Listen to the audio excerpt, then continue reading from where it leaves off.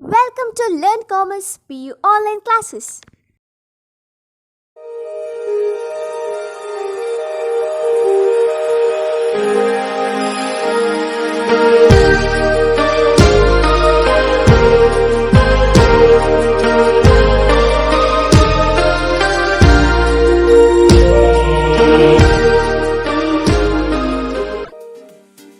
Don't forget to like our video and subscribe our YouTube channel for all the updates. ಆತ್ಮೀಯ ವಿದ್ಯಾರ್ಥಿಗಳೇ, ಇಂದಿನ online ತರಗತಿಗೆ ಸ್ವಾಗತ. ವಾಲ್ಪರೈ ಅಭಿವೃದ್ಧಿ ತಂದ ದುರಂತ ಈ ಪಾಠದ ಬಗ್ಗೆ ಮಾತನಾಡ್ತಾ ಇದ್ದು, ಕಳೆದ ತರಗತಿಯಲ್ಲಿ ಇದರ ಹಿನ್ನೆಲೆ, ಕವಿ ಪರಿಚಯ ಮತ್ತು ಒಂದಷ್ಟು ವಿಚಾರಗಳ ಬಗ್ಗೆ ತಿಳ್ಕೊಂಡಿದ್ದೇವೆ. ವಾಲ್ಪರೈ ಎನ್ನುವಂಥದ್ದು ಅದು ತಮಿಳು ಭಾಷೆಯ ಪದ. ಪರೈ ಅಂತ ಹೇಳಿದ್ರೆ ಬಂಡೆ ಎನ್ನುವಂಥ ಅರ್ಥ. ವಾಲ್ಪರೆ ಅಂದರೆ ಬಂಡೆಗಳಿಂದ ಆವೃತವಾದಂಥ ಸ್ಥಳ ಅನ್ನುವಂಥದ್ದನ್ನು ಸೂಚಿಸುವಂಥದ್ದು. ಈ ವಾಲ್ಪರೆಯಲ್ಲಿ ಬಂದಂಥ ಅಭಿವೃದ್ಧಿ ಕಾರ್ಯಗಳು ಅದೊಂದು ದೊಡ್ಡ ದುರಂತವಾಗಿ ಮಾರ್ಪಾಡಾಯಿತು. ಅದು ಹೇಗೆ ದುರಂತ ಆಯಿತು, ಹಾಗಾದಲ್ಲಿ ಆದ ಅಭಿವೃದ್ಧಿ ಕಾರ್ಯಗಳು ಏನು ಅನ್ನೋದನ್ನು ನಾವು ನೋಡ್ತಾ ಹೋಗ್ತಾ ಇದ್ದೇವೆ. ಆ ಅಭಿವೃದ್ಧಿ ಕಾರ್ಯ ಮಾಡಲಿಕ್ಕೆ ಬಂದವರು ಯಾರು, ಆರಂಭದಲ್ಲಿ ಹೆಜ್ಜೆ ಇಟ್ಟವರು ಯಾರು ಅನ್ನುವಂಥದ್ದನ್ನು ಕಳೆದ ತರಗತಿಯಲ್ಲಿ ನೋಡಿದ್ದೇವೆ. ಅಂದರೆ ಒಂದು ಕಾಲದಲ್ಲಿ ಈ ಪ್ರದೇಶ ಏನಿತ್ತು ಇದಕ್ಕೆ ಹೆಸರೇ ಇರಲಿಲ್ಲ. ಅದೆಷ್ಟು ದಟ್ಟವಾದ ಕಾಡು ಅಂತ ಹೇಳಿದ್ರೆ ಸೂರ್ಯನ ಕಿರಣಗಳು ಭೂಮಿಗೆ ಬಂದು ತಾಗೋದಕ್ಕೆ ಸಾಧ್ಯವಾಗುತ್ತಾ ಇರಲಿಲ್ಲ. ಅಷ್ಟೊಂದು ದಟ್ಟವಾಗಿ ಕಾಡು ತುಂಬಿಕೊಂಡಿತ್ತು. ಆದ್ದರಿಂದ ಇಂತಹ ಒಂದು ಸ್ಥಳ ಸಮೃದ್ಧವಾದಂತಹ ಜೀವ ಸಂಕುಲಗಳಿಂದ ತುಂಬಿ ತುಳುಕುತ್ತಾ ಇದ್ದಂಥ ಪಶ್ಚಿಮ ಘಟ್ಟದಲ್ಲಿ ಬರುವಂಥ ಒಂದು ಪ್ರದೇಶ. ಇಂತಹ ಪ್ರದೇಶಕ್ಕೆ ಒಬ್ಬ ಬ್ರಿಟಿಷ್ ವ್ಯಕ್ತಿ ಬರ್ತಾನೆ. ಆತನ ಹೆಸರು ಕಾರ್ವೇರ್ ಮಾರ್ಷ್. ಈ ಕಾರ್ವೇರ್ ಮಾರ್ಷ್ ಬಂದ ಮೇಲೆ ಏನಾಯಿತು, ಅವ ಯಾವ ರೀತಿ ಅಲ್ಲಿ ಆ ಅಭಿವೃದ್ಧಿ ಕಾರ್ಯಗಳನ್ನು ಮಾಡಿದ, ಅಂದರೆ ಆ ಅಭಿವೃದ್ಧಿ ಅಂದರೆ ಏನು, ಅವನು ಮಾಡಿದ ಕೆಲಸ ಕಾರ್ಯಗಳು ಏನು ಅನ್ನುವಂಥದ್ದನ್ನು ನಾವು ಮುಂದಕ್ಕೆ ನೋಡ್ತಾ ಹೋಗೋ. ಈಗ ಆರಂಭದಲ್ಲಿ ಕಾರ್ವೇರ್ ಮಾರ್ಷ್ ಕಾಡಿಗೆ ಬಂದಿದ್ದಾನೆ. ಆದರೆ ಅವನಿಗೆ ಈಗ ವಾಪಸ್ಸು ಹೋಗ್ಲಿಕ್ಕೂ ದಾರಿ ಇಲ್ಲ, ಮುಂದೆ ಹೋಗ್ಲಿಕ್ಕೂ ದಾರಿ ಇಲ್ಲ. ಆ ರೀತಿ ಸಿಕ್ಕಾಕೊಂಡಂತಹ ಪರಿಸ್ಥಿತಿಯ ಒಂದು ತಂದಂತಹ ತಿನಿಸು, ಕುದುರೆಯ ಮೇಲೆ ಹೇರಿಕೊಂಡು ತಿನಿಸುಗಳನ್ನು ಏನು ತಂದಿದ್ದ ಅದೆಲ್ಲ ಖಾಲಿಯಾಗಿ ಹೋಗಿದೆ. ಸಹಾಯಕ್ಕೆ ಯಾರೂ ಇಲ್ಲ ದಟ್ಟವಾದ ಕಾಡಿನಲ್ಲಿ. ವಾಪಸ್ ಹೋಗುವ ಅಂತ ಹೇಳಿದ್ರೆ ಆ ದಾರಿಯೂ ಗೊತ್ತಾಗುತ್ತಾ ಇಲ್ಲ, ಮುಂದಕ್ಕೆ ಹೋಗುವ ಅಂತ ಹೇಳಿದ್ರೆ ದಾರಿ ಕಾಣಿಸ್ತಾ ಇಲ್ಲ. ಈ ರೀತಿ ಒಂದೆರಡು ರಾತ್ರಿಗಳನ್ನು ಅವನು ಅಲ್ಲಿ ಕಳೀತಾನೆ. ಅವನ ಒಂದು ಸಾಹಸ ಈ ರೀತಿಯ ಗಂಭೀರ ಪರಿಸ್ಥಿತಿ ತರ್ತದೆ ಅಂತ ಅವನು ಅಂದುಕೊಂಡಿರಲಿಲ್ಲ. ಹೀಗೆ ಮುಂದಕ್ಕೆ ಏನಾಯಿತು ಅಂತ ಪ್ರಸ್ತುತ ನಾವು ಇವತ್ತು ಈ ಕ್ಲಾಸಿನಲ್ಲಿ ನೋಡುವ. ಎದುರಾದ ಸವಾಲುಗಳಿಗೆ ಕುಗ್ಗದೆ ಮುಂದುವರಿದ ಮಾರ್ಷ್ಗೆ ಜನರು ಓಡಾಡಿ ಸವೆಸಿದಂತಿದ್ದ ಕಿರು ಹಾದಿಯೊಂದು ಗೋಚರಿಸಿತು. ಅದೇ ಜಾಡನ್ನು ಹಿಡಿದು ಸಾಗಿದಾಗ 4 ಪುಟ್ಟ ಗುಡಿಸಲುಗಳಿದ್ದ ಹಾಡಿ ಪ್ರತ್ಯಕ್ಷವಾಯಿತು. ಹೀಗೆ ಕಾಡಿನಲ್ಲಿ ಸಿಕ್ಕಾಕೊಂಡಿದ್ದಾನೆ ಮಾರ್ಷ್. ಸ್ವಲ್ಪ ಮುಂದುವರಿಯುವಾಗ ಹೇಗೆ ದಟ್ಟವಾದ ಕಾರ್ಮೋಡ ತುಂಬಿದಂತಹ ಸಂದರ್ಭದಲ್ಲಿ ಅದರ ಮಧ್ಯೆ ಕೆಲವೊಂದು ಸಲ ಈ ಮಿಂಚು ಬರುವಂತಹ ಸಂದರ್ಭ, ಆ ಬೆಳ್ಳಿ ಗೆರೆ ಕಾಣಿಸಿಕೊಳ್ಳುತ್ತದೋ ಅದೇ ರೀತಿಯಾಗಿ ಈ ಕಾಡಿನ ಮಧ್ಯೆ ಕೂಡ ಅವನಿಗೆ ಆ ಮಿಂಚಿನಂಥ ಒಂದು ಬಳ್ಳಿಯಂತೆ ಒಂದು ಗೆರೆ ಕಾಣಿಸಿಕೊಳ್ಳುತ್ತದೆ. ಏನು ಅಂತ ಹೇಳಿದ್ರೆ ಅದೊಂದು ದಾರಿ. ಯಾವ ದಾರಿ? ಮನುಷ್ಯರು ನಡೆದು ಸವೆಸಿದಂತಹ ದಾರಿಯಾಗಿತ್ತು. ಅಂದರೆ ಆ ಕಾಡಿನಲ್ಲಿ ಮನುಷ್ಯರು ಇದ್ದಾರೆ ಅನ್ನೋದಕ್ಕೆ ಅವನಿಗೆ ಅದೊಂದು ಸೂಚನೆಯಾಯಿತು. ಅದೇ ಜಾಡನ್ನು ಹಿಡಿದು, ಅದೇ ದಾರಿಯನ್ನು ಹಿಡಿದು, ಅದೇ ಗುರುತನ್ನು ಹಿಡಿದು ಆತ ಮುಂದುವರಿಯುವಾಗ ಒಂದು 4 ಪುಟ್ಟ ಗುಡಿಸಲುಗಳಿರುವಂತಹ ಒಂದು ಹಾಡಿ ಅಂತ ಹೇಳಿದ್ರೆ ನಾವು ಸಾಮಾನ್ಯವಾಗಿ ಒಂದು ಕೇರಿ ಅಂತೆಲ್ಲ ಕರೀತಾ ಹೋಗುತ್ತೇವೆ. ಈ ಕಾಡುಗಳಲ್ಲಿ ಆದಿವಾಸಿಗಳು, ಬುಡಕಟ್ಟು ಸಮುದಾಯದವರು ವಾಸಿಸುವಂಥ ಪ್ರದೇಶಗಳಿಗೆಲ್ಲ ಹಾಡಿ ಅಂತ ಕರೀತಾರೆ. ಕಾಡಿನ ಯಾವುದೋ ಒಂದು ಮೂಲೆಯಲ್ಲಿ ಅವರು ಒಂದಷ್ಟು ಗುಡಿಸಲುಗಳನ್ನು ಕಟ್ಟಿಕೊಂಡು ಅಲ್ಲಿ ನೆಲೆಸಿರ್ತಾರೆ. ಅವರ ಜೀವನ ಪೂರ್ತಿ ಕಾಡನ್ನು ಆಶ್ರಯಿಸಿಕೊಂಡಿದ್ರು ಕೂಡ ಅವರು ಬದುಕಲಿಕ್ಕೆ ಆಶ್ರಯ ಮಾಡಿಕೊಂಡಿರುವಂಥ ನೆಲೆ ಏನಿರ್ತದೆ ಅದು ಒಂದು ಕಡೆ ಇರ್ತದೆ ಎಲ್ಲವೂ. ಅದನ್ನು ಹಾಡಿ ಅಂತ ಕರೀತಾರೆ. ಇಂಥ ಒಂದು ಹಾಡಿ ಅವನಿಗೆ ಪ್ರತ್ಯಕ್ಷವಾಯಿತು. ಅಲ್ಲಿ ಮುಂದಕ್ಕೆ ಅವ ಹೋಗ್ತಾನೆ. ಗುಡಿಸಲಿನ ಬಳಿ 10 ಆದಿವಾಸಿಗಳಿದ್ದರು. ಮಾರ್ಷ್ನ ಕುದುರೆಯ ಖುರಪುಟದ ಸದ್ದಿಗೆ ದಿಗಿಲುಗೊಂಡರು. ಅದು ಅವರು ಆವರೆಗೂ ನೋಡಿರದ ಪ್ರಾಣಿ. ಅದರ ಜೊತೆಯಲ್ಲಿ ಟೋಪಿ ಧರಿಸಿದ ನಾಜೂಕು ಪೋಷಾಕಿನ ಮಾರ್ಷ್. 2 ವಿಚಿತ್ರಗಳನ್ನು ಒಮ್ಮೆಲೆ ಕಂಡ ಅವರು ಹೆದರಿ ಮಕ್ಕಳನ್ನು ಎಳೆದುಕೊಂಡು ದಟ್ಟಡವಿಯಲ್ಲಿ ಮಿಂಚಿನಂತೆ ಮಾಯವಾದರು. ತನ್ನ ಸಾಹಸದ ಯಾತ್ರೆ ತಂದ ಫಲಶ್ರುತಿಯನ್ನು ಹೇಳಲು ಕುದುರೆ ಬಿಟ್ಟರೆ ಮಾರ್ಷ್ಗೆ ಬೇರಾರೂ ಇರಲಿಲ್ಲ. ಮುಂದಕ್ಕೆ ಹೋದಾಗ ಅವನಿಗೇನು ಗುಡಿಸಲುಗಳು ಕಾಣಲಿಕ್ಕೆ ಸಿಕ್ತು. ಆ ಗುಡಿಸಲಿನ ಬಳಿ ಒಂದು 10 ಜನ ಆದಿವಾಸಿಗಳು ಅಂತ ಹೇಳಿದ್ರೆ ನಿಜವಾದ ಅರ್ಥ ಒಂದು ಪ್ರದೇಶದಲ್ಲಿ ಆರಂಭದಿಂದಲೂ ವಾಸಿಸ್ತಾ ಇರುವವರು ಅಂತ, ಮೂಲ ನಿವಾಸಿಗಳು ಅಂತ ನಾವೇನು ಕರಿತೇವೆ ಅದು. ಹೀಗೆ ಹೋದಾಗ ಆ ಕಾಡಿನಲ್ಲಿ ನೆಲೆಸಿದ್ದಂತಹ ಒಂದು ಬುಡಕಟ್ಟು ಸಮುದಾಯ ಏನಿತ್ತು ಅವರ ಒಂದಷ್ಟು ವ್ಯಕ್ತಿಗಳಲ್ಲಿ ಕಾಣಲಿಕ್ಕೆ ಸಿಗುತ್ತಾರೆ. ಮಾರ್ಷ್ ಬಂದಿರುವಂಥದ್ದು ಕುದುರೆ. ಆ ಕುದುರೆಯ ಕುರಪುಟದ ಸದ್ದಿಗೆ ಅಂದರೆ ಆ ಹೆಜ್ಜೆಯ ಸಪ್ಪಳಕ್ಕೆ ಕುದುರೆಯ ಕಾಲಿಗೆ ಲಾಳವನ್ನು ಹೊಡೆದಿರ್ತಾರೆ, ಕಬ್ಬಿಣದ ಲಾಳವನ್ನು ಹೊಡೆದಿರ್ತಾರೆ. ಆದ್ದರಿಂದ ಅದು ಓಡುವಾಗ ಡಿಫ್ರೆಂಟ್ ಆಗಿ ಒಂದು ವಿಶೇಷವಾದಂಥ ಶಬ್ದ ಉಂಟಾಗುತ್ತದೆ. ಆ ಕುರಪುಟದ ಸದ್ದು ಅಂತ ಕರೀತಾರೆ ಅದನ್ನು ನೋಡಿ ಅವರು ಹೆದರ್ಕೊಳ್ತಾರೆ. ಯಾಕೆಂತ ಹೇಳಿದ್ರೆ ಅದು ಅವರು ಆವರೆಗೂ ನೋಡಿರದ ಪ್ರಾಣಿ. ಆ ಆದಿವಾಸಿಗಳು ಅಲ್ಲಿಯ ತನಕ ಕುದುರೆಯನ್ನು ನೋಡಿರಲಿಲ್ಲ. ಆ ಕುದುರೆ ಆ ರೀತಿಯ ಶಬ್ದವನ್ನು ಮಾಡಿಕೊಂಡು ಆ ಕಾಲಿನ ಹೆಜ್ಜೆ ಸಪ್ಪಳ ಏನಿತ್ತು ಅದು ಆ ರೀತಿ ಅತ್ಯಂತ ವಿಭಿನ್ನವಾಗಿತ್ತು. ಅವ್ರು ಕೇಳಿರಲಿಲ್ಲ ಅಲ್ಲಿಯ ತನಕ. ಮತ್ತು ಆ ಕುದುರೆಯನ್ನು ನೋಡಿರಲಿಲ್ಲ, ಕುದುರೆ ಎನ್ನುವಂಥ ಪ್ರಾಣಿಯನ್ನೇ ಅವರು ನೋಡಿರಲಿಲ್ಲ. ಆದ್ದರಿಂದ ಅವರು ಹೆದರ್ಕೊಳ್ತಾರೆ.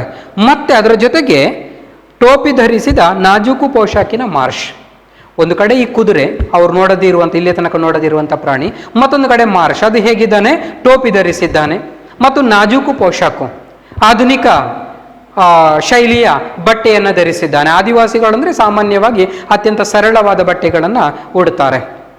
ಆದಿವಾಸಿಗಳು ನಾವು ನೋಡ್ತಾ ಇರ್ತೇವೆ, ಬೇರೆ ಬೇರೆ ಇವತ್ತಿಯೂ ಕೂಡ ಇದೆ. ದಕ್ಷಿಣ ಆಫ್ರಿಕಾದಂತಹ ಪ್ರದೇಶಗಳ ದಟ್ಟ ಕಾಡುಗಳಲ್ಲಿ, ಅದು ಅಮೆಜಾನ್ ಕಾಡು ಪ್ರದೇಶಗಳು ಇರ್ಬೋದು, ಅಲ್ಲೆಲ್ಲ ಆದಿವಾಸಿಗಳು ಬೇರೆ ಬೇರೆ ಆಫ್ರಿಕಾ ಖಂಡಗಳಲ್ಲಿ ಕಂಡುಬರುವಂತಹ ಕಾಡು ಪ್ರದೇಶಗಳೇನಿವೆ ಅಲ್ಲಿ ಬೇರೆ ಬೇರೆ ಜಾತಿಯ ಬೇರೆ ಬೇರೆ ವರ್ಗಕ್ಕೆ ಸೇರಿದ ಆದಿವಾಸಿಗಳಿದ್ದಾರೆ. ಅವರ ಬಟ್ಟೆಗಳು ಇವತ್ತು ಕೂಡ ಆ ಪ್ರಾಚೀನ ಸಂಸ್ಕೃತಿ ಏನಿತ್ತು ಮನುಷ್ಯನದು, ಶಿಲಾಯುಗದ ಕಾಲಘಟ್ಟದಲ್ಲಿ ಏನಿತ್ತು ಅಥವಾ ಅದರ ನಂತರದ ನವಶಿಲಾಯುಗ ಅಂತ ಏನು ಕರಿತೀವಿ, ಆ ಸಂದರ್ಭದಲ್ಲಿ ಬಟ್ಟೆ ಯಾವ ರೀತಿ ಹಾಕ್ತಾ ಇದ್ರು ಅದೇ ರೀತಿಯ ಬಟ್ಟೆಯನ್ನು ಧರಿಸ್ತಾ ಇರುವಂಥವರು ಅಥವಾ ಬಟ್ಟೆಯ ಹಾಕದಂಥ ಆದಿವಾಸಿಗಳನ್ನು ಕೂಡ ನಾವು ಕಾಣಬಹುದು. ನಮ್ಮ ದೇಶದಲ್ಲಿ ಇಂತಹ ಇದಿಲ್ಲ, ಎಲ್ಲ ಬದಲಾವಣೆಗೆ ಒಳಪಟ್ಟು ಬಿಟ್ಟಿದೆ, ತುಂಬ ಆಧುನಿಕತೆಗೆ ಒಗ್ಗಿಕೊಂಡು ಬಿಟ್ಟಿದ್ದಾರೆ. ಆದರೆ ಆ ಕಾಲದಲ್ಲಿ ಈ ಭಾರತದಲ್ಲಿ ಕೂಡ ಇತ್ತು ಅಂಥ ಪರಿಸ್ಥಿತಿ. ಆದ್ದರಿಂದ ಈ ಮಾರ್ಷನ್ನು ನೋಡಿದಂತಹ ಆದಿವಾಸಿಗಳಿಗೆ ಅವನ ಆಧುನಿಕ ಶೈಲಿಯ ಬಟ್ಟೆ ಜೊತೆಗೆ ಈ ಪ್ರಾಣಿ ಅಂದರೆ ಕುದುರೆ ಅದನ್ನು ನೋಡಿ ಹೆದರ್ಕೊಂಡಂಥ ಅವರು, ಎರಡೂ ವಿಚಿತ್ರಗಳನ್ನು ಒಮ್ಮೆಲೆ ಕಂಡಂಥ ಅವರು, ಇದ್ಯಾರೋ ನಮ್ಮನ್ನು ನಾಶ ಮಾಡಲಿಕ್ಕೆ ಬಂದಿದ್ದಾರೆ, ಏನು ಒಂದು ಅರ್ಥ ಆಗದೆ ತಮ್ಮ ಮಕ್ಕಳು ಮರಿಗಳನ್ನು ಎತ್ತಿಕೊಂಡು ಕಾಡಿನಲ್ಲಿ ಮಿಂಚಿನಂತೆ ಮರೆಯಾಗಿಬಿಟ್ರು. ಯಾಕಂದರೆ ಕಾಡಿನ ನಿವಾಸಿಗಳು, ಕಾಡಿನಲ್ಲಿ ತಪ್ಪಿಸಿಕೊಳ್ಳೋದು ಅವರಿಗೇನು ಕಷ್ಟ ಅಲ್ಲ. ಮಿಂಚಿನಂತೆ ಮರೆಯಾಗಿ ಬಿಡ್ತಾರೆ. ಕಾಡನ್ನು ಅವರು ಇಂಚಿಂಚು ಮೂಲೆ ಮೂಲೆಯನ್ನು ಬಲ್ಲಂಥವರು ಆದಿವಾಸಿಗಳು. ಆದ್ದರಿಂದ ಕ್ಷಣಾರ್ಧದಲ್ಲಿ ಅಂತರ್ಧಾನವಾಗಲಿಕ್ಕೆ ಅವರಿಗೆ ಸಾಧ್ಯವಾಗುತ್ತದೆ. ಹೀಗೆ ಈಗ ಮಾರ್ಷ್ನ ಪರಿಸ್ಥಿತಿ ಏನಾಯಿತು ಅಂತ ಹೇಳಿದ್ರೆ, ಈ ಆದಿವಾಸಿಗಳೆಲ್ಲ ಮಾಯವಾದ ಮೇಲೆ ಮತ್ತೆ ಅವನು ಏಕಾಂಗಿ. ಈಗ ಅವನ ಜೊತೆ ಅವನ ಯಾತ್ರೆ ತಂದ ಫಲಶ್ರುತಿಯನ್ನು ಹೇಳಲು ಕುದುರೆ ಬಿಟ್ಟರೆ ಯಾರೂ ಇರಲಿಲ್ಲ. ಯಾರೋ ಸಿಕ್ಕಿದ್ರು, ಅಯ್ಯೋ ಇನ್ನೇನು ಬಚಾವಾಗಿ ಬಿಟ್ಟೆ, ಏನು ದಾರಿ ಕಾಣೋದಾಗಿತ್ತು ಈಗ ದಾರಿ ಸಿಕ್ಕಿತು, ಒಂದಷ್ಟು ಜನರು ಇದ್ದಾರೆ, ಏನೋ ಒಂದು ಒಳ್ಳೇದಾಗುತ್ತದೆ ಅಂತ ಅಂದುಕೊಂಡವರಿಗೆ ಅವರೆಲ್ಲ ದೂರ ಓಡಿ ಹೋದ ಮೇಲೆ ಮತ್ತೆ ಅದೇ ಮುಂಚಿನ ಪರಿಸ್ಥಿತಿ. ಅವನ ಜೊತೆಗೆ ಕುದುರೆ ಬಿಟ್ಟರೆ ಬೇರೆ ಯಾರಿಲ್ಲ ಮಾತನಾಡಲಿಕ್ಕೆ, ತನ್ನ ಕಷ್ಟವನ್ನು ಹಂಚಿಕೊಳ್ಳಲಿಕ್ಕೆ. ಅಷ್ಟೊತ್ತಿಗಾಗುವಾಗ ಅಸಹಾಯಕನಾಗಿ ನಿಂತಿದ್ದ ಮಾರ್ಷ್ಗೆ ಒಂದು ಗುಡಿಸಲಿನಿಂದ ಏನೋ ಸದ್ದು ಬಂದಂತಾಯಿತು. ಆ ಕಡೆ ನೋಡಿದರೆ ಕಟ್ಟುಮಸ್ತಾದ ಆದಿವಾಸಿಯೊಬ್ಬ ಬರುತ್ತಿದ್ದ. ಅವನ ಮುಖದಲ್ಲಿ ಧೈರ್ಯದ ಸುಳಿವನ್ನು ಕಂಡ ಮಾರ್ಷ್ ಸಂಜ್ಞೆಯ ಮೂಲಕ ಸ್ನೇಹವನ್ನು ಪ್ರಕಟಿಸಿದ. ಅತ್ತ ಕಡೆಯಿಂದಲೂ ಸೂಕ್ತ ಪ್ರತಿಕ್ರಿಯೆ ಬಂತು. ಮಾರ್ಷ್ಗೆ ಆ ಮನುಷ್ಯನೊಡನೆ ಸ್ನೇಹ ಸಂಪಾದಿಸಲು ಹೆಚ್ಚು ಸಮಯ ಬೇಕಾಗಲಿಲ್ಲ. ತೆರೆದ ಗುಡಿಸಲಿನಲ್ಲಿಯೇ ಇಬ್ಬರು ಬಿಡಾರ ಹಾಕಿದರು. ಅಸಹಾಯಕನಾಗಿ ನಿಂತಿದ್ದ, ಸಿಕ್ಕಿದವರೂ ಓಡಿ ಹೋಗಿದ್ದಾರೆ, ಏನಪ್ಪ ಮಾಡೋದು ಅಂತ ಹೇಳುವಂಥ ಸಂದರ್ಭದಲ್ಲಿ ಒಂದು ಗುಡಿಸಲಿನಿಂದ ಏನೋ ಶಬ್ದ ಬಂದಂಗೆ ಆಯಿತು. ಆ ಕಡೆ ನೋಡಿದರೆ ಒಬ್ಬ ಕಟ್ಟುಮಸ್ತಾದ ಆದಿವಾಸಿ ಬರ್ತಾ ಇದ್ದ. ಬಲಿಷ್ಠವಾದಂದರೆ ಕಾಡಿನಲ್ಲಿರುವಂತಹ ಆದಿವಾಸಿಗಳು ಯಾರು ಇರ್ತಾರೆ ಅವರೆಲ್ಲ ಬಹಳ ಕಠಿಣವಾದಂಥ ಕೆಲಸಗಳನ್ನು ಮಾಡುವವರು. ಅಂದರೆ ಮರಗಳನ್ನು ಹತ್ತಬೇಕು, ಕಾಡು ಪ್ರಾಣಿಗಳ ಜೊತೆಗೆ ಅವುಗಳನ್ನು ಎದುರಿಸಿಕೊಂಡು ಬದುಕಬೇಕು. ಅದಕ್ಕೆ ಆ ದೇಹದಾರ್ಢ್ಯವನ್ನು ಹೊಂದಿರ್ತಾರೆ. ಉಳಿದ ನಗರವಾಸಿಗಳ ಹಾಗೆ ಇರುವುದಿಲ್ಲ. ನಗರವಾಸಿಗಳು ಅವರ ಆಹಾರ ಶೈಲಿ ಕೂಡ ಹಾಗೆ ಇರುತ್ತದೆ.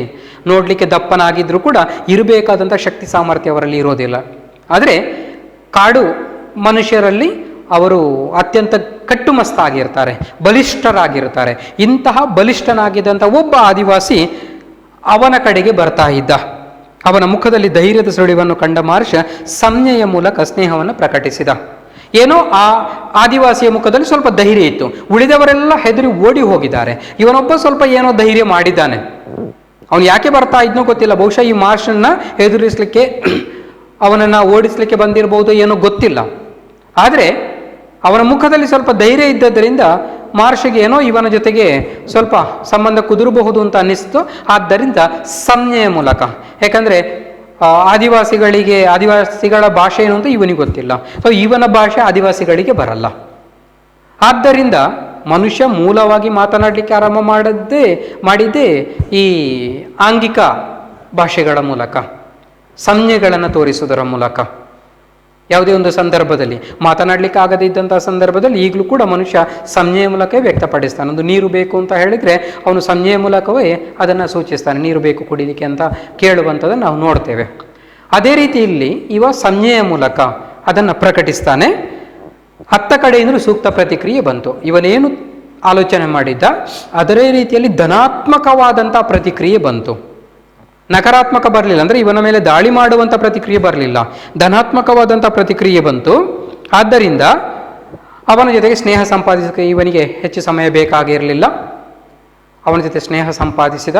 ತೆರೆದ ಗುಡಿಸಲಿನಲ್ಲಿ ಇಬ್ಬರು ಬಿಡಾರ ಹಾಕಿದರು. ಅಲ್ಲೇ ಒಂದು ಕಡೆ ಇಬ್ಬರು ವಾಸ್ತವ್ಯವನ್ನು ಆರಂಭ ಮಾಡ್ತಾರೆ. ಅವನು ಮೂಲದಲ್ಲಿ ಇಲ್ಲಿ ವಾಸ್ತವ್ಯ ಇದ್ದವನು, ಮಹರ್ಷಿ ಕೂಡ ಅವನ ಜೊತೆಗೆ ವಾಸ್ತವ್ಯವನ್ನು ಆರಂಭಿಸಿದ. ಈ ರೀತಿ ಈ ಒಂದು ಕಾಡಿನಲ್ಲಿ ಅಲ್ಲಿದ್ದಂಥ ಆದಿವಾಸಿಗಳ ಜೊತೆಗೆ ಮಹರ್ಷ ಮೊದಲು ಮಾಡಿದ ಕೆಲಸ ಏನು ಅಂತ ಹೇಳಿದ್ರೆ ಅವರ ಜೊತೆಗೆ ಸಂಪರ್ಕವನ್ನು ಸಾಧಿಸುವಂಥದ್ದು, ಅವರ ಜೊತೆಗೆ ಬಾಂಧವ್ಯವನ್ನು ಬೆಳೆಸುವಂಥದ್ದು. ಆ ಮೂಲಕ ಅವರ ಜೊತೆಗೆ ಬಾಳ್ವೆಯನ್ನು ಆರಂಭಿಸ್ತಾನೆ. ಮಹರ್ಷಿಗೆ ಪರಿಚಯವಾದದ್ದು ಪೂರ್ಣಚ್ಚಿ ಎಂಬ ಆದಿವಾಸಿ.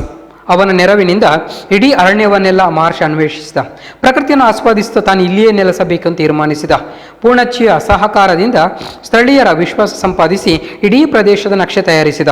ಜೊತೆಗೆ ಆಗಷ್ಟೇ ಭಾರತ ಪ್ರವೇಶ ಮಾಡಿದ್ದ ಚಹಾ ಗಿಡಗಳನ್ನು ತಂದು ನೆಟ್ಟ. ವಾಲ್ಪರೈ ಕಾಡಿನ ಮುಂದಿನ ದಿನಗಳ ದುರಂತದ ಮೂಲ ಬೀಜಗಳು ಚಹಾ ಗಿಡದ ರೂಪದಲ್ಲಿ ಬಂದಿದ್ದವು. ಮಹರ್ಷಿಗೆ ಈ ರೀತಿಯಲ್ಲಿ ಪರಿಚಯವಾದಂತಹ ವ್ಯಕ್ತಿಯ, ಆ ಆದಿವಾಸಿಯ ಹೆಸರು ಪೂರ್ಣಚ್ಚಿ ಅಂತ. ಈ ಮಹರ್ಷಿನ ಸಂಪೂರ್ಣವಾದ ಹೆಸರು ಕಾರ್ವೇರ್ ಮಹರ್ಷ್. ಈ ಕಾರ್ವೇರ್ ಮಹರ್ಷಿಗೆ ಪರಿಚಯವಾದಂತಹ ಈ ಆದಿವಾಸಿಯ ಹೆಸರು ಪೂರ್ಣಚ್ಚಿ ಅಂತ ಹೇಳ್ಕೊಂಡ್ಬಿಟ್ಟು, ಈ ಪೂರ್ಣಚ್ಚಿಯ ಸಹಾಯವನ್ನು ಪಡೆದಂಥ ಮಹರ್ಷ್ ಇಡೀ ಕಾಡನ್ನು ಸುತ್ತಾಡ್ತಾನೆ, ಇಡೀ ಕಾಡನ್ನು ಅನ್ವೇಷಣೆ ಮಾಡ್ತಾನೆ. ಈ ಕಾಡಿನಲ್ಲಿ ಏನಿದೆ, ಅದರ ಪರಿಸರ ಹೇಗಿದೆ, ಎಲ್ಲವನ್ನು ಅನ್ವೇಷಣೆ ಮಾಡ್ತಾನೆ. ಅವನಿಗೆ ಪ್ರಕೃತಿಯನ್ನು ಕಂಡು ಬಹಳ ಖುಷಿಯಾಗುತ್ತದೆ. ಇಂತಹ ಸಂಪದ್ಭರಿತವಾದಂಥ ಪ್ರಕೃತಿ, ಪಕ್ಷಿ ಸಂಕುಲ, ಪ್ರಾಣಿ ಸಂಕುಲ, ಸಸ್ಯ ಸಂಕುಲ ಯಥೇಚ್ಛವಾಗಿರುವಂಥದ್ದು, ಬಿಟ್ಟು ಹೋಗಲಿಕ್ಕೆ ಮನಸ್ಸೇ ಬರಲಿಲ್ಲ. ವಿದೇಶಿಯರು ಅಂದರೆ ಸ್ವಲ್ಪ ಹಾಗೆ, ಯುರೋಪಿಯನ್ನರು ಅದೆಷ್ಟೋ ಜನ ಭಾರತಕ್ಕೆ ಬಂದವರು ಇಲ್ಲಿಯೇ ನೆಲೆಸಿ ಇಲ್ಲಿಯೇ ತಮ್ಮ ಅಂತಿಮ ದಿನವನ್ನು ಕೂಡ ಕಳೆದಿದ್ದಾರೆ. ಭಾರತೀಯರು ಹಾಗಲ್ಲ. ಭಾರತೀಯರಿಗೆ ಸ್ವಲ್ಪ ತಮ್ಮ ತಾಯ್ನಾಡಿನ ಬಗ್ಗೆ ಅಟ್ಯಾಚ್ಮೆಂಟ್ ಅಂತ ಏನು ಕರಿತೀವಿ ಅದು ಜಾಸ್ತಿ ಇರ್ತದೆ. ಎಲ್ಲೇ ಹೋದರೂ ಕೂಡ ತಾಯ್ನಾಡಿಗೆ ಹಿಂದಿರುಗುವವರು ಇರ್ತಾರೆ. ಉದ್ಯೋಗ ನಿಮಿತ್ತ ಹೋದರೂ ಕೂಡ ತಾಯ್ನಾಡಿಗೆ ಹಿಂದಿರುಗುವವರು ಇದ್ದಾರೆ. ಅಪರೂಪಕ್ಕೆ ಬೇರೆ ದೇಶಗಳಲ್ಲಿ ಈಗ ನೆಲೆಸುವವರ ಸಂಖ್ಯೆ ಜಾಸ್ತಿ ಆಗಿದೆ. ಹಿಂದಿನ ಕಾಲದಲ್ಲೆಲ್ಲ ವಾಪಸ್ ಹಿಂದಿರುಗುವವರ ಸಂಖ್ಯೆ ಜಾಸ್ತಿ ಇತ್ತು. ವಿದೇಶಿಯರು ಹಾಗಲ್ಲ, ಹೋದಲ್ಲಿ ನೆಲೆಸ್ತಾ ಇದ್ರು. ಭಾರತದಲ್ಲಿ ಎಷ್ಟೋ ಜನ ಹಾಗೆ ಆಗಿದ್ದಾರೆ. ಅದು ಬ್ರಿಟಿಷರು ಇರ್ಬೋದು, ಪೋರ್ಚುಗೀಸರು ಇರ್ಬೋದು, ಫ್ರೆಂಚರು ಇರ್ಬೋದು, ಡಚ್ಚರು ಇರ್ಬೋದು, ಇಲ್ಲಿಯೇ ಬಂದು ನೆಲೆಸಿದವರು ತುಂಬ ಜನ ಇದ್ದಾರೆ. ಹಾಗೆ ಈ ಕಾರ್ವೇರ್ ಮಹರ್ಷಿ ಕೂಡ ಯೋಚನೆ ಮಾಡ್ತಾನೆ, ಇನ್ನು ನನ್ನ ದೇಶಕ್ಕೆ ನಾನು ವಾಪಸ್ ಹೋಗಲ್ಲ, ಇಲ್ಲಿಯೇ ನೆಲೆಸ್ತೇನೆ. ಇಂಥ ಒಂದು ಸಂಪದ್ಭರಿತವಾದಂಥ ಪ್ರಕೃತಿ, ಇದರ ಜೊತೆಗೆ ಇದನ್ನು ಆಸ್ವಾದಿಸ್ತಾ ಇದರ ಆಹ್ಲಾದವನ್ನು ಮಾಡುತ್ತಾ ನಾನು ಇಲ್ಲಿ ಇರ್ತೇನೆ ಅಂತ ಹೇಳ್ಕೊಂಡ್ಬಿಟ್ಟು ಅವ ಯೋಚಿಸ್ತಾನೆ. ಆನಂತರ ಈ ಪೂರ್ಣಚ್ಚಿಯ ಸಹಕಾರದಿಂದ ಅಲ್ಲಿದ್ದಂಥ ಸ್ಥಳೀಯ ಎಲ್ಲ ಆದಿವಾಸಿಗಳು, ಬುಡಕಟ್ಟು ಜನರು ಯಾರಿದ್ರು ಅವರೆಲ್ಲರ ವಿಶ್ವಾಸವನ್ನು ಸಂಪಾದಿಸ್ತಾನೆ. ಇಡೀ ಪ್ರದೇಶದ ನಕ್ಷೆಯನ್ನು ತಯಾರಿಸಿದ. ಈ ವಾಲ್ಪರೈ ಎನ್ನುವಂಥದ್ದು ಏನಿತ್ತು, ನಂತರ ಹೆಸರು ಬಂದದ್ದು, ಮೊದಲ ಹೆಸರೇ ಇರಲಿಲ್ಲ. ಆ ಪ್ರದೇಶ ಏನಿತ್ತು ಅದರ ಇಡೀ ನಕ್ಷೆಯನ್ನು ತಯಾರು ಮಾಡ್ತಾನೆ. ತಯಾರು ಮಾಡಿದ ಮೇಲೆ ಆಗಷ್ಟೇ ಭಾರತ ಪ್ರವೇಶ ಮಾಡಿದ್ದ ಚಹಾ ಗಿಡಗಳನ್ನು ತಂದು ನೆಟ್ಟ. ಇವತ್ತು ಭಾರತೀಯರ ಬೆಳಗಿನ ಕೆಲಸ ಕಾರ್ಯಗಳು ಆರಂಭವಾಗುವಂಥದ್ದೇ ಒಂದು ಗ್ಲಾಸ್ ಚಹಾ ಕುಡಿಯುವುದರ ಮೂಲಕ. ಆದರೆ ಚಹಾ ಎನ್ನುವಂಥದ್ದು ಭಾರತದಲ್ಲ, ಅದು ವಿದೇಶದಿಂದ ಬಂದಂಥದ್ದು. ಆದರೆ ಇವತ್ತು ಚಹಾ ಎನ್ನುವಂಥದ್ದು ನಮಗೆ ಎಷ್ಟು ಅಂಟಿಕೊಂಡು ಬಿಟ್ಟಿದೆ ಅಂತ ಹೇಳಿದ್ರೆ, ಬಹುಶಃ ಭಾರತದಲ್ಲಿ ಮನುಷ್ಯ ಎನ್ನುವವನು ಯಾವಾಗ ಹುಟ್ಟಿದ್ನೋ ಅಲ್ಲಿಂದಲೇ ಅವನ ಜೊತೆಗೇ ಚಹಾ ಬಂದಿತ್ತು ಅನ್ನುವಂಥ ರೀತಿಯಲ್ಲಿ ಅದರ ಜೊತೆಗೆ ಆ ಸಂಬಂಧ ಇದೆ, ಭಾವನಾತ್ಮಕ ಸಂಬಂಧವೂ ಇದೆ. ಚಹಾ ಇಲ್ಲದೆ ದಿನ ಆರಂಭ ಆಗೋದೇ ಇಲ್ಲ, ಚಹಾ ಕುಡಿಯದಿದ್ದರೆ ದಿನ ಸಂಪೂರ್ಣವಾಗೋದೇ ಇಲ್ಲ. ಆ ರೀತಿಯಾದಂಥ ಪರಿಸ್ಥಿತಿ. ಚಹಾ ಬೇಕೇ ಬೇಕು. ಚಹಾ ಕುಡಿಯಿದ್ರೆ ತಲೆನೋವು ಬರ್ತದೆ, ಚಹಾ ಕುಡಿಯಿದ್ರೆ ಸುಸ್ತಾಗುತ್ತದೆ, ಈ ರೀತಿ ಹೇಳುವವರು ಇರ್ತಾರೆ. ದಿನಪೂರ್ತಿ ಚಹಾ ಕುಡಿತಾನೆ ಇರುವವರು ಕೂಡ ಇರ್ತಾರೆ. ಅಷ್ಟೊಂದು ಒಗ್ಗಿಕೊಂಡು ಬಿಟ್ಟಿದ್ದೇವೆ ಅದಕ್ಕೆ. ಆದರೆ ನಾವು ನೆನಪಿಟ್ಟುಕೊಳ್ಳಬೇಕು, ಚಹಾ ಎನ್ನುವಂಥದ್ದು ಭಾರತದ್ದಲ್ಲ, ಅದು ಹೊರದೇಶದಿಂದ ಬಂದಿರುವಂಥದ್ದು. ಚಹಾ ಆಗಲಿ ಕಾಫಿ ಆಗಲಿ ಇದೆರಡು ಭಾರತದಲ್ಲ, ಹೊರದೇಶದಿಂದ ಬಂದಿರುವಂಥದ್ದು. ಹಾಗೆ ವಿದೇಶದಿಂದ ಭಾರತ ಪ್ರವೇಶ ಮಾಡಿದಂತಹ ಚಹಾ ಅದರ ಗಿಡಗಳನ್ನು ತಂದು ನೆಟ್ಟ. ಅಷ್ಟೇ ಅವನು ಮಾಡಿದ್ದು. ವಾಲ್ಪರೆಯನ್ನು ಕಾಡನ್ನು ಕಡ್ದ, ಅಲ್ಲಿ ಚಹಾ ಗಿಡಗಳನ್ನು ನೆಟ್ಟ. ಆದರೆ ಲೇಖಕರೊಂದು ಮಾತು ಹೇಳ್ತಾರೆ, ವಾಲ್ಪರೆ ಕಾಡಿನ ಮುಂದಿನ ದಿನಗಳ ದುರಂತದ ಮೂಲ ಬೀಜಗಳು ಆ ಚಹಾ ಗಿಡದ ರೂಪದಲ್ಲಿ ಬಂದವು. ವಾಲ್ಪರೆ ಕಾಡಿನ ದುರಂತದ ಮೂಲ ಬೀಜ, ಚಹಾ ಗಿಡದ ಬೀಜ ಅಲ್ಲ, ದುರಂತದ ಬೀಜ ಬಂದಿರುವಂಥದ್ದು ಚಹಾ ಗಿಡದ ರೂಪದಲ್ಲಿ. ಯಾವಾಗ ಅವ ಚಹಾ ಗಿಡವನ್ನು ನೆಟ್ನೋ, ಅವ ನೆಟ್ಟದ್ದು ಚಹಾ ಗಿಡವನ್ನಾದರೂ ಅದು ಪರೋಕ್ಷವಾಗಿ ದುರಂತದ ಗಿಡವನ್ನು ನೆಟ್ಟದ್ದವ. ಅಲ್ಲಿಂದ ಆರಂಭವಾಯಿತು ವಾಲ್ಪರೆಯಿನ ಅವನತಿ. ಹೊಸ ಜಾಗದಲ್ಲಿ ಚಹಾ ಗಿಡಗಳು ಹುಲುಸಾಗಿ ಬೆಳೆಯಲಾರಂಭಿಸಿದವು. ಮಾರ್ಷ್ ನಿಧಾನವಾಗಿ ಕಾಡು ಕಡಿಯುತ್ತಾ ಚಹಾ ಗಿಡಗಳನ್ನು ಪಳಗಿಸುತ್ತಾ ತೋಟವನ್ನು ವಿಸ್ತರಿಸುತ್ತಾ ನಡೆದ. ಸಮೃದ್ಧವಾಗಿ ಬೆಳೆದ ತೋಟವನ್ನು ಆನಂದಿಸುತ್ತಾ 1934ರಲ್ಲಿ ಅಸುನೀಗಿದ. ಹೀಗೆ ಮಾರ್ಷ್ ನೆಟ್ಟಂತಹ ಚಹಾ ಗಿಡಗಳು ಏನಿತ್ತು ಬಹಳ ಚೆನ್ನಾಗಿ ಬೆಳೆದು. ಕಾರಣ ಏನು ಅಂತ ಹೇಳಿದ್ರೆ, ಕಾಡು ಪ್ರದೇಶ, ದಟ್ಟವಾದ ಅರಣ್ಯ, ಮರಗಳ ಎಲೆಗಳೆಲ್ಲ ಬಿದ್ದು ಅದು ಕೊಳೆತು, ಅದು ಅತ್ಯುತ್ತಮವಾದಂಥ ನೈಸರ್ಗಿಕ ಗೊಬ್ಬರವಾಗಿ ಆ ಮೇಲ್ಮಣ್ಣು ಏನಾಗಿತ್ತು, ಅತ್ಯಂತ ಫಲವತ್ತಾದಂತಹ ಮಣ್ಣಾಗಿತ್ತು. ಆದ್ದರಿಂದ ಅಂತಹ ಫಲವತ್ತಾದಂತಹ ಮಣ್ಣಿನಲ್ಲಿ ಚಹಾ ಗಿಡ ನೆಟ್ಟಿರುವಂಥದ್ದು ಏನಾಯಿತು ಅಂತ ಹೇಳಿದ್ರೆ ಬಹಳ ಬೇಗ ಚೆನ್ನಾಗಿ ಬೆಳ್ಕೊಂಡು ಬಿಡ್ತು. ಆದ್ದರಿಂದ ಮಾರ್ಷ್ ನಿಧಾನವಾಗಿ ಕಾಡು ಕಡಿಯುತ್ತಾ ಹೋದ. ಸ್ವಲ್ಪ ಚಹಾ ಗಿಡಗಳನ್ನು ನೆಟ್ಟ, ಚೆನ್ನಾಗಿ ಬೆಳೆಯಿತು. ಮುಂದಕ್ಕೆ ಸ್ವಲ್ಪ ಕಾಡನ್ನು ಕಡಿದ, ಅಲ್ಲಿ ಚಹಾ ಗಿಡಗಳನ್ನು ಬೆಳೆದ, ಮತ್ತೆ ಅದು ದೊಡ್ಡದಾದ್ಮೇಲೆ ಮತ್ತೆ ಕಾಡು ಕಡಿದ, ಚಹಾ ಗಿಡ ನೆಟ್ಟ. ಈ ರೀತಿ ಮಾಡ್ತಾ ಹೋದ. ಇದು ಮನುಷ್ಯನ ಬುದ್ಧಿ. ಮನುಷ್ಯ ಇದೇ ರೀತಿ ಮಾಡುವಂಥದ್ದು. ನಾವೆಷ್ಟೋ ಕಡೆಗಳನ್ನು ನೋಡ್ತೇವೆ. ಬೆಂಗಳೂರಿನಂಥ ನಗರದಲ್ಲಿ ಅದೆಷ್ಟೋ ಕೆರೆಗಳಿದ್ವು ಅಂತ, ಇವತ್ತು ಯಾವುದೂ ಇಲ್ಲ.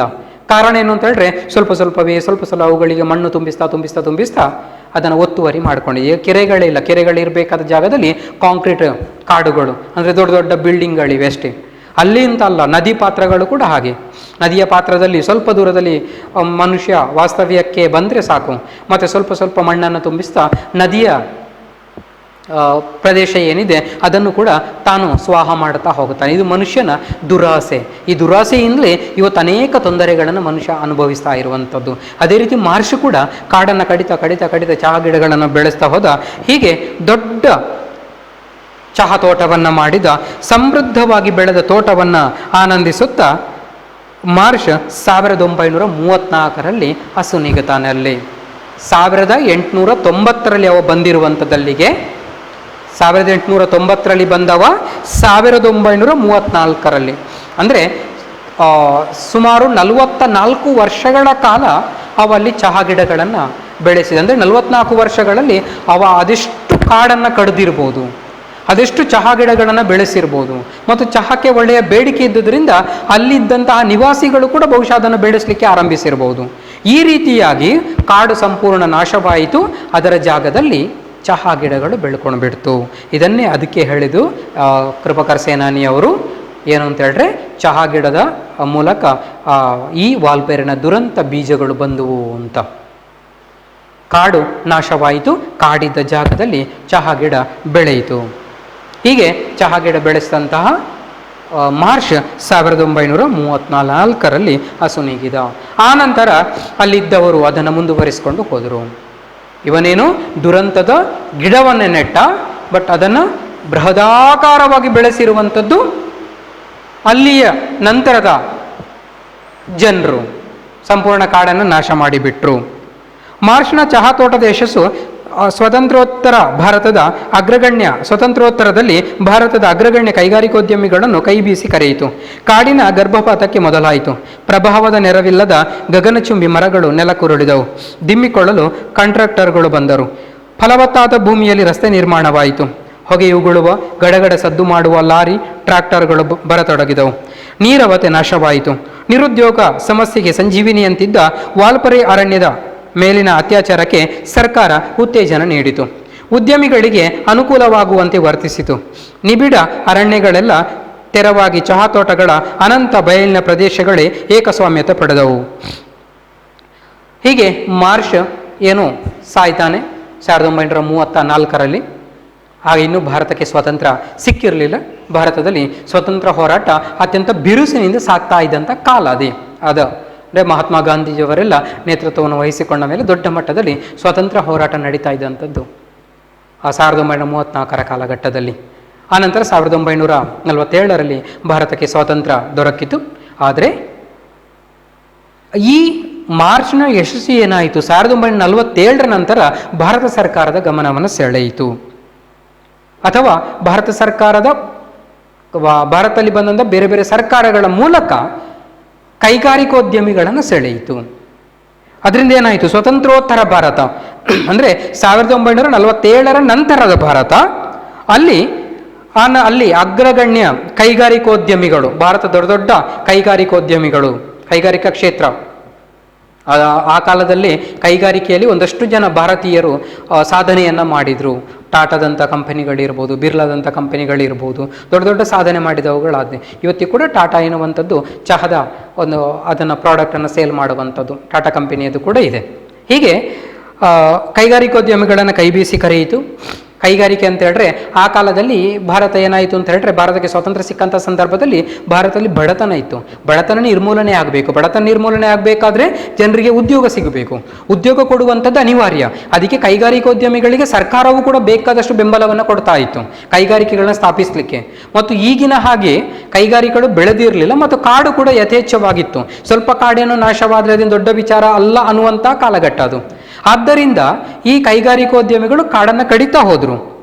ಅಲ್ಲಿಂದ ಕಾಡಿನ ಗರ್ಭಪಾತಕ್ಕೆ ಮೊದಲಾಯಿತು. ಅಲ್ಲಿಂದ ಕಾಡಿನ ಸರ್ವನಾಶ ಆರಂಭವಾಯಿತು.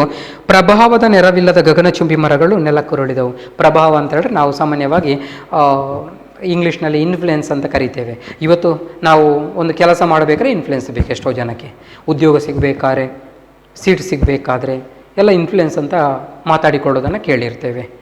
ಈ ಮರಗಳಿಗೆ ಇಂಥ ಯಾವ ಪ್ರಭಾವವೂ ಇಲ್ಲ, ಯಾವ ಇನ್ಫ್ಲುಯೆನ್ಸ್ ಕೂಡ ಇಲ್ಲ. ಅದನ್ನು ಕಡಿದ್ರೆ ಕೇಳುವವರು ಯಾರು ಇಲ್ಲ. ಆದ್ದರಿಂದ ಬಂದವರೆಲ್ಲ ಮರಗಳನ್ನು ಕಡಿದು ಗಗನಚುಂಬಿ ಆಕಾಶದೆತ್ತರಕ್ಕೆ ಬೆಳೆದು ನಿಂತಿದ್ದಂಥ ಮರಗಳೆಲ್ಲ ನಾಶವಾಗುತ್ತಾ ಹೋದವು. ದಿಮ್ಮಿಕೊಳ್ಳೋದಕ್ಕೆ ಕಾಂಟ್ರಾಕ್ಟರ್ಗಳು ಬಂದರು. ಕೈಗಾರಿಕೋದ್ಯಮಗಳು ಕಾಡು ಕಡಿದ್ರು. ಮರಗಳನ್ನೇನು ಮಾಡಿದ್ದು, ಮರಗಳನ್ನು ತಗೊಂಡು ಹೋಗೋದಕ್ಕೆ ಕಾಂಟ್ರಾಕ್ಟರ್ಗಳು ಬಂದರು. ಕೈಗಾರಿಕೋದ್ಯಮಿಗಳಿಗೆ ಕೈಗಾರಿಕೆ ಸ್ಥಾಪನೆ ಮಾಡಬೇಕಾಗಿತ್ತು. ಅವರಿಗೆ ಅಲ್ಲಿ ಮರಗಳು ಮುಖ್ಯ ಅಲ್ಲ. ಆದರೆ ಮರಗಳನ್ನು ಇಟ್ಟುಕೊಂಡು ಲಾಭವನ್ನು ಮಾಡಿಕೊಳ್ಳುವಂಥದ್ದು, ಉದ್ದಿಮೆಗಳನ್ನು ಮಾಡುವಂಥ ಇನ್ನೊಂದು ವರ್ಗ ಇತ್ತು. ಅವರು ಆ ದಿಮ್ಮಿಗಳನ್ನು ಕೊಂಡುಕೊಂಡ್ರು. ಮತ್ತೊಂದು ಕಡೆ ಆ ಕಾಂಟ್ರಾಕ್ಟರ್ಗಳು ಬಂದರು. ಫಲವತ್ತಾದ ಭೂಮಿಯಲ್ಲಿ ರಸ್ತೆ ನಿರ್ಮಾಣವಾಯಿತು.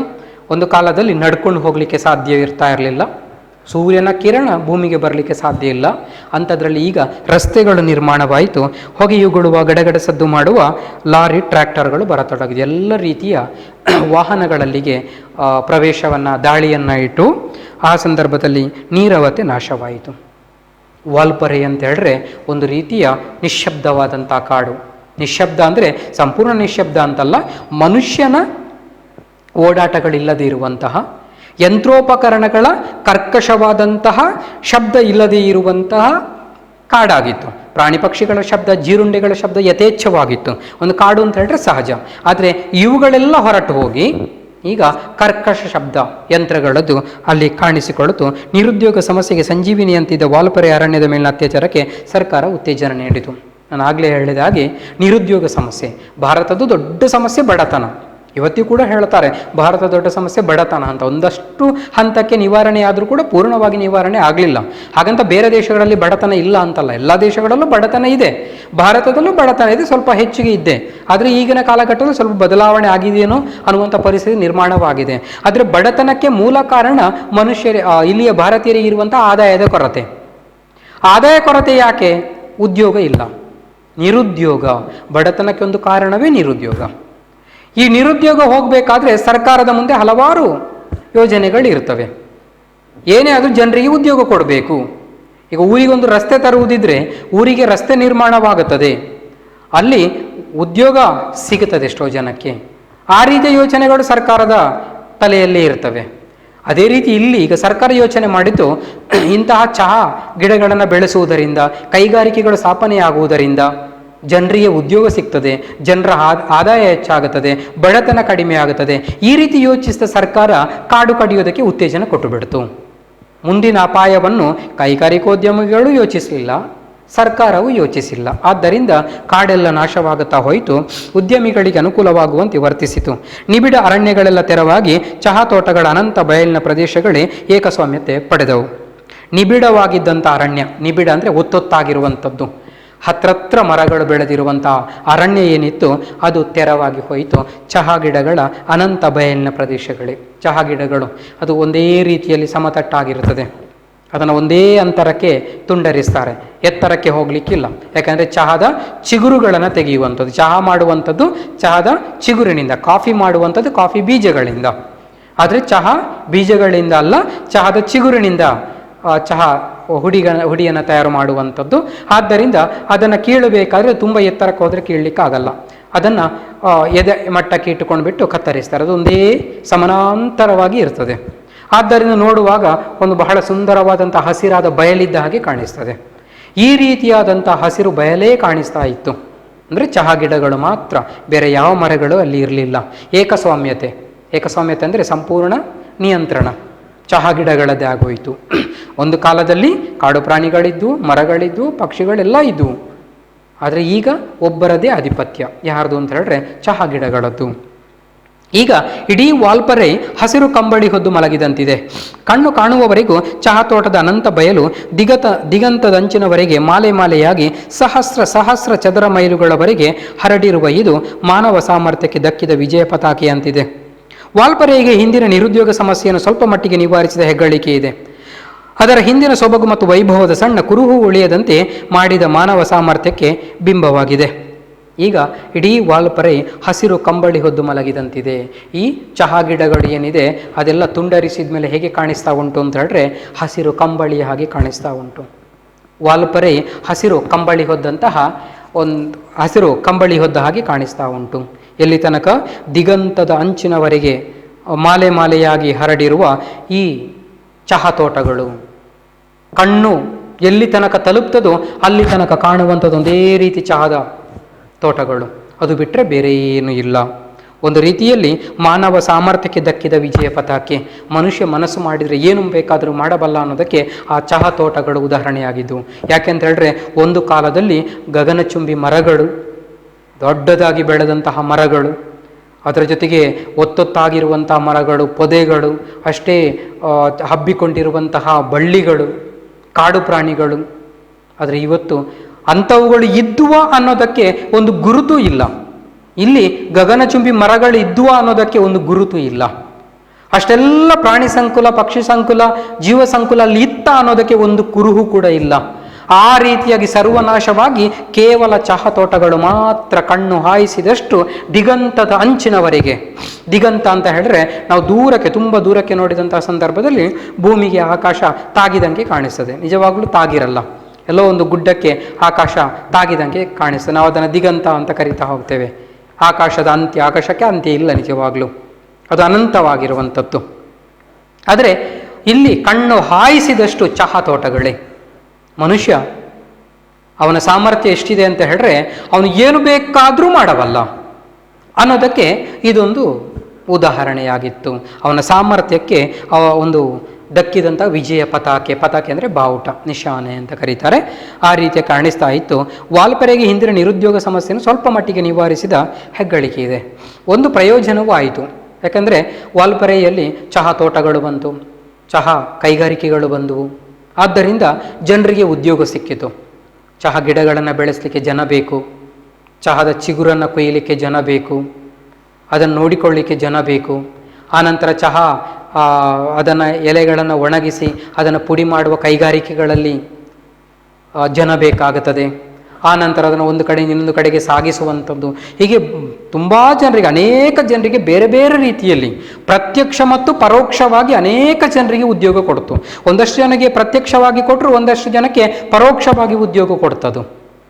ಆದ್ದರಿಂದ ಒಂದು ರೀತಿಯಲ್ಲಿ ಆಗ ತಾನೇ ಸ್ವಾತಂತ್ರ್ಯ ಸಿಕ್ಕಿದಂತಹ ಭಾರತಕ್ಕೆ ಏನು ಕಾಡಿತ್ತು ನಿರುದ್ಯೋಗ, ಒಂದಷ್ಟು ಪ್ರದೇಶದ ನಿರುದ್ಯೋಗವನ್ನಾದರೂ ನಿವಾರಿಸಿದ ಹೆಗ್ಗಳಿಕೆ ಈ ವಾಲ್ಪರೆಗೆ ಇದೆ.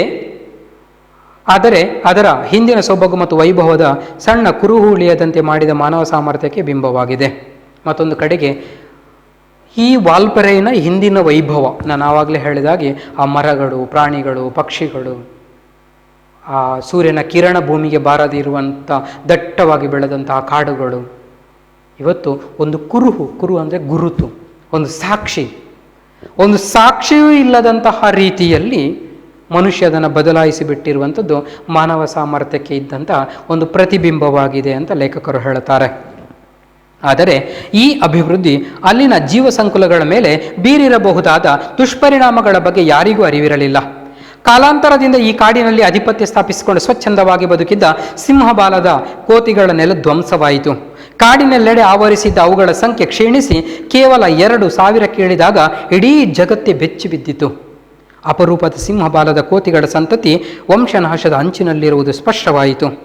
ಇದರೊಂದಿಗೆ ಕಣ್ಮರೆಯಾದ ಅನೇಕ ಜೀವ ಸಂಕುಲಗಳು ಬೆಳಕಿಗೆ ಬಂದವು. ಆದರೆ ಸಮಯ ಮೀರಿತ್ತು. ಅವುಗಳ ಬಗ್ಗೆ ಏನೂ ಮಾಡಲಾಗದಂಥ ಅಸಹಾಯಕತೆ ಎಲ್ಲರದಾಗಿತ್ತು. ಆದರೆ ಅಭಿವೃದ್ಧಿಯ ಏನೋ ಆಯಿತು. ಅಭಿವೃದ್ಧಿ ಆದ ಮೇಲೆ ಅಲ್ಲಿನ ಜೀವ ಸಂಕುಲಗಳ ಮೇಲೆ ಬೀರಬಹುದಾದಂಥ ದುಷ್ಪರಿಣಾಮಗಳ ಬಗ್ಗೆ ಯಾರೂ ಅರಿವಿರಲಿಲ್ಲ. ಆವಾಗಲೇ ಮೊದಲೇ ಹೇಳಿದ್ದೆ, ಅಭಿವೃದ್ಧಿ ಏನೋ ಆಯಿತು, ಅದರಲ್ಲಿ ಆದಂಥ ಅನಾಹುತ ಒಂದೆರಡಲ್ಲ. ಯಾರೂ ಅದನ್ನು ಯೋಚಿಸಿಲ್ಲ. ಅಯ್ಯೋ, ಮನುಷ್ಯ ಅಭಿವೃದ್ಧಿ ಆಗುತ್ತಾನೆ, ಉದ್ಯೋಗ ಸಿಗುತ್ತದೆ, ಚಹಾ ತೋಟಗಳು ಬರ್ತವೆ. ಆದರೆ ಕಾಡು ನಾಶವಾಗಿ ಹೋಯಿತು. ಕೇವಲ ಕಾಡು ನಾಶವಾಯಿತಾ, ಅದರಿಂದ ಯಾರಿಗೆಲ್ಲ ತೊಂದರೆಯಾಯಿತು ಯಾರು ಯೋಚಿಸಿರಲಿಲ್ಲ. ಆದರೆ ಕಾಲಾಂತರದಲ್ಲಿ ಒಂದೊಂದೇ ವಿಚಾರಗಳು ಬೆಳಕಿಗೆ ಬರಲಿಕ್ಕೆ ಆರಂಭವಾಯಿತು. ಅದರಲ್ಲಿ ಮುಖ್ಯವಾಗಿ ಯಾವುದು ಅಂತ ಹೇಳಿದ್ರೆ, ಆ ಕಾಡಿನಲ್ಲಿ ಆಧಿಪತ್ಯ ಸ್ಥಾಪಿಸಿಕೊಂಡು ಸ್ವಚ್ಛಂದವಾಗಿ ಬದುಕಿದ್ದ ಸಿಂಹಬಾಲದ ಕೋತಿಗಳು, ಅಲ್ಲಿದ್ದಂತಹ ಒಂದು ವಿಶೇಷವಾದಂತಹ ವಾನರ ಪಂಗಡ, ಮಂಗಗಳ ಒಂದು ವರ್ಗ. ಮಂಗಗಳಲ್ಲಿ ಬೇರೆ ಬೇರೆ ಜಾತಿಗಳಿವೆ. ಬೇರೆ ಬೇರೆ ಪ್ರದೇಶಕ್ಕೆ ಹೋದಾಗ ಆಯಾ ಪ್ರದೇಶದಲ್ಲಿ ಒಂದೊಂದು ರೀತಿಯ ವಾನರಗಳು ಕಾಣಲಿಕ್ಕೆ ಸಿಗುತ್ತವೆ. ಈ ಪ್ರದೇಶದಲ್ಲಿ ವಾಸಿಸ್ತಾ ಇದ್ದಂತಹ ಒಂದು ವಿಶೇಷವಾದಂತಹ ವಾನರ ಜಾತಿ ಅದು ಸಿಂಹಬಾಲದ ಕೋತಿಗಳು. ಅವುಗಳ ಬಾಲ ಸಿಂಹದ ಬಾಲದ ಹಾಗೆ ಇರುವುದರಿಂದ ಅದನ್ನು ಆ ರೀತಿಯಾಗಿ ಕರೀತಾ ಇದ್ರು, ಸಿಂಹಬಾಲದ ಕೋತಿಗಳು. ಏನಾಯಿತು ಅಂತ ಹೇಳಿದ್ರೆ, ಅವುಗಳ ನೆಲೆ ಧ್ವಂಸವಾಯಿತು. ವಾನರಗಳು ಅಥವಾ ಕೋತಿಗಳು ವೃಕ್ಷವಾಸಿಗಳು, ಮರಗಳಲ್ಲಿ ವಾಸ ಮಾಡ್ತವೆ.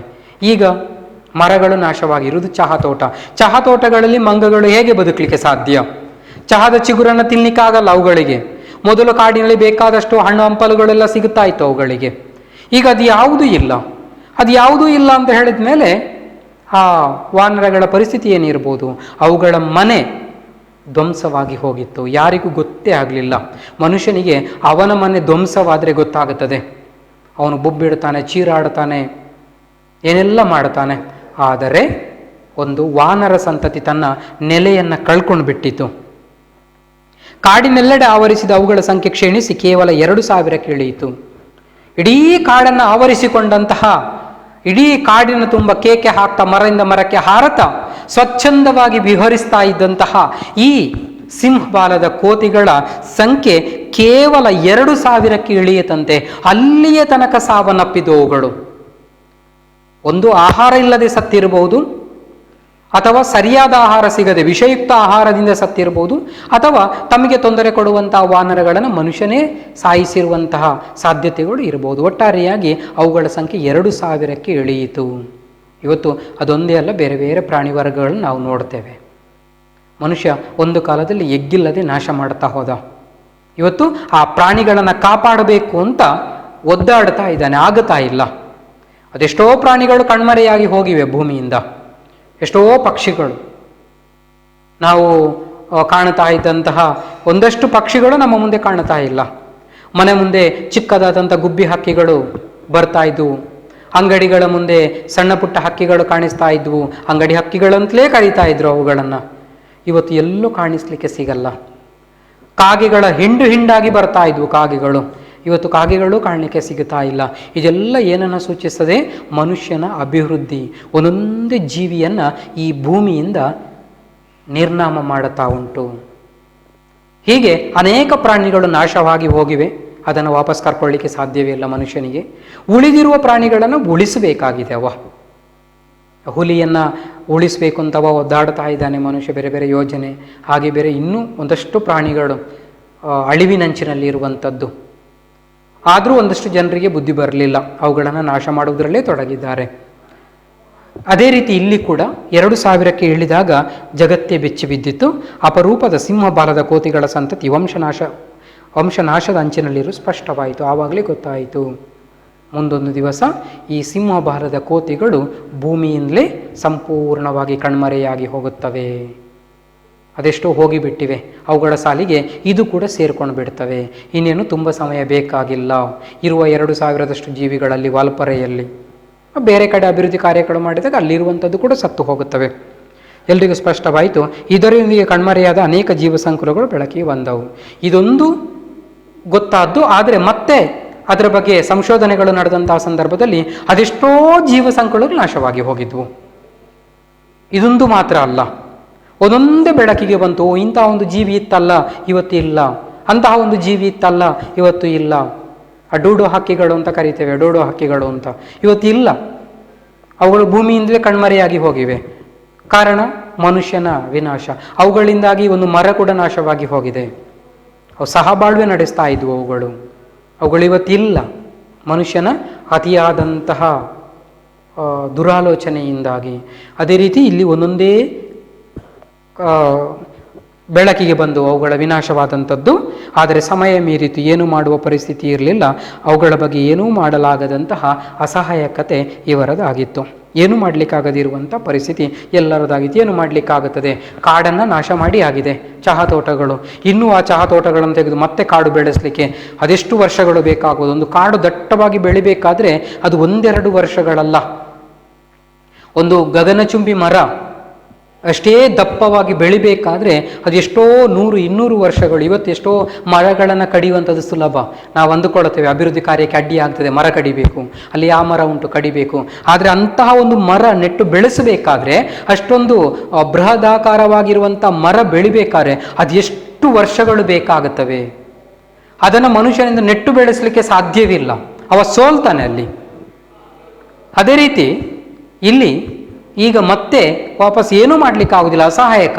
ಉಳಿದಿರುವಂತಹ ಪ್ರಾಣಿಗಳನ್ನು ಉಳಿಸಿಕೊಳ್ಬೇಕು. ಹೇಗೆ ಉಳಿಸಿಕೊಳ್ಳುವಂಥದ್ದು? ಬಲಾತ್ಕಾರವಾಗಿ ಅವುಗಳನ್ನು ಕಾಪಾಡಲಿಕ್ಕೆ ಸಾಧ್ಯವಿಲ್ಲ. ಅವುಗಳಿಗೆ ಅವುಗಳೇ ಆದಂತಹ ಸ್ವಾಭಾವಿಕ ವಾತಾವರಣ ಬೇಕು, ಪ್ರಾಕೃತಿಕ ವಾತಾವರಣ ಬೇಕು. ಅದಿದ್ರೆ ಮಾತ್ರ ಸಾಧ್ಯವಾಗುತ್ತದೆ. ಅದಕ್ಕೋಸ್ಕರ ಈಗ ಅವುಗಳನ್ನು ಸ್ವಾಭಾವಿಕವಾಗಿ ಬಿಟ್ಟು ಬಿಡಲಿಕ್ಕೂ ಆಗಲ್ಲ, ಬಲಾತ್ಕಾರವಾಗಿ ಉಳಿಸ್ಲಿಕ್ಕೂ ಆಗಲ್ಲ. ಒಂದು ರೀತಿ ಅಸಹಾಯಕ ಪರಿಸ್ಥಿತಿಯಲ್ಲಿ ಮನುಷ್ಯ ಇದ್ದಾನೆ. ಈ ರೀತಿಯಾಗಿ ಮಾರ್ಷ್ ತಂತಹ ಚಹದ ಗಿಡಗಳು ವಾಲ್ಪರೆಯನ್ನು ನಾಶ ಮಾಡುವುದರ ಜೊತೆಗೆ ವಾಲ್ಪರೆಯ ಪ್ರಾಣಿ ಸಂಕುಲ, ಜೀವ ಸಂಕುಲಗಳನ್ನು ನಾಶ ಮಾಡುತ್ತಾ ಹೋದವು. ಈ ರೀತಿಯಾಗಿ ಒಂದು ರೀತಿಯಲ್ಲಿ ಸಂಪೂರ್ಣವಾದಂತಹ ವಿನಾಶದ ಕಡೆಗೆ ವಾಲ್ಪರೆಯನ್ನು ತಗೊಂಡೋಯಿತು. ಅಲ್ಲಿದ್ದಂಥ ಜೀವ ಸಂಕುಲ, ಪಶ್ಚಿಮ ಘಟ್ಟ ಅಂತ ಹೇಳಿದ್ರೇ ವಿಶೇಷವಾದಂಥ ಜೀವ ಸಂಕುಲ. ಅದರಲ್ಲಿ ಬರುವಂಥದ್ದು ಒಂದು ಸಿಂಹಬಾಲದ ಕೋತಿ ಕೂಡ. ಅದರ ವಿನಾಶಕ್ಕೆ ಅದೊಂದು ಬೆಳಕಿಗೆ ಬಂದದ್ದು.